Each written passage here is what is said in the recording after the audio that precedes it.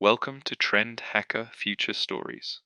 In this week's future story, we explore, in the words of Cory Doctorow, Enshittification, in simple terms, the decreasing quality of online platforms and shallow reposts are driven by a monopolistic platform position, attention grabbing, our individual need for positive feedback, and AI-generated content. I mix it with the movement of Gen Z's rediscoverings, the public library with the book talk trend, which has more than 30 million mentions on TikTok and is where people suggest books to read. Finally, we add the search for authenticity and how to foster happiness by teaching it in school. Enjoy the next 7 minutes and let me know what you think about this trend. Germany, 2034.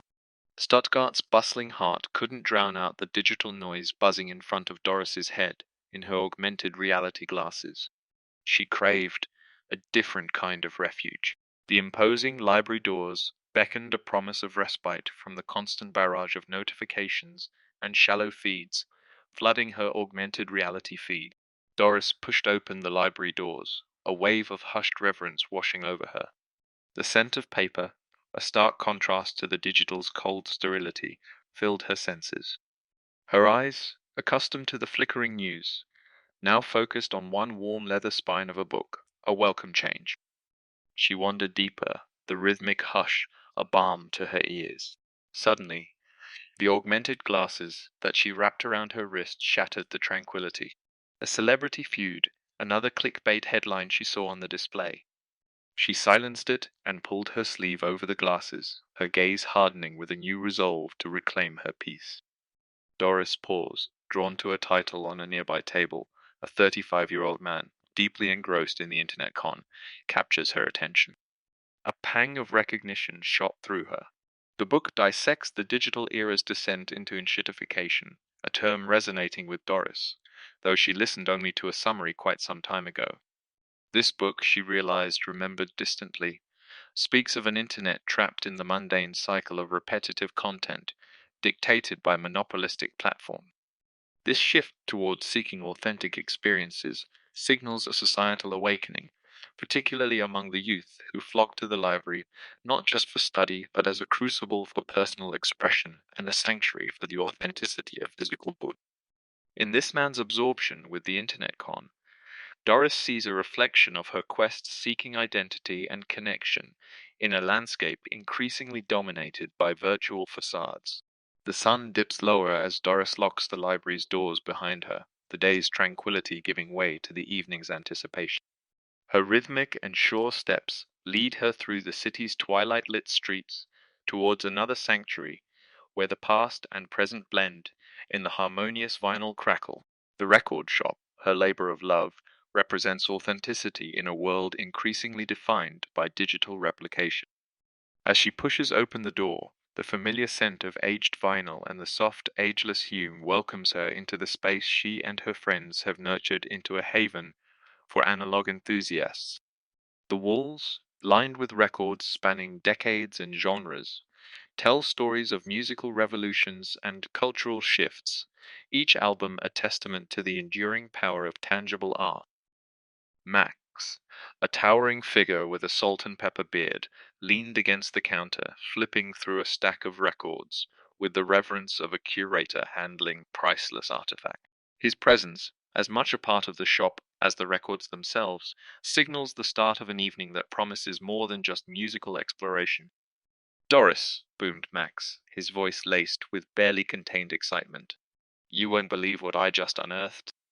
He carefully lifted a dusty vinyl record from the stack, its worn cover adorned with a cryptic symbol.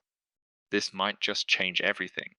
The music washed over them as Max, voice warm with nostalgia, began dissecting the album's production. Doris tried to focus, but the day's events gnawed at her. The conversation steered towards technology's shadow. Max leaned forward, voice dropping to a whisper. I was supposed to be a utopia, remember? Now it feels like a dystopian sci-fi flick. A glint of determination flickered in Doris's eyes. Max's mention of the internet con threads their dialogue together, encapsulating the collective unease with a digital landscape that has promised much yet delivered a reality fraught with complexity and compromise. Remember when the internet democratized information? Max chuckled, shaking his head. Now it's a swamp. Their conversation exposes a deep yearning for authenticity, a shared desire for real connection in a world dominated by the virtual. This hunger has drawn them, and countless others, to havens like the library and the vinyl shop. As Doris flips the closed sign, the final notes of the record vanish. Reflecting on the day, she finds solace in contrasting the digital noise outside and the authentic connections within these walls. Here, art, truth, and connection remain vibrant. Fueled by Max's insights, Doris springs into action with a vision. She wants to contribute and sets a step to mix her love of music with the need she hears from her friends for more authenticity and to take control. She arranges some chairs and sets up night sessions for more digital self-defense. Here, amidst the vinyl and music icons, Doris empowers all to take more control. Encryption has become a tool. VPNs are a lifeline, and there is an ethical demand for tech. Eager faces, young and old, fill the sessions, mixing discussions with beats. The shop's evolution is meteoric. Word spreads through the community, and Doris's humble endeavor soon becomes a space buzzed with discussions that leap from the latest vinyl releases to the intricacies of data privacy, from the soulful depths of jazz improvisation to the critical need for supporting ethical technology platforms.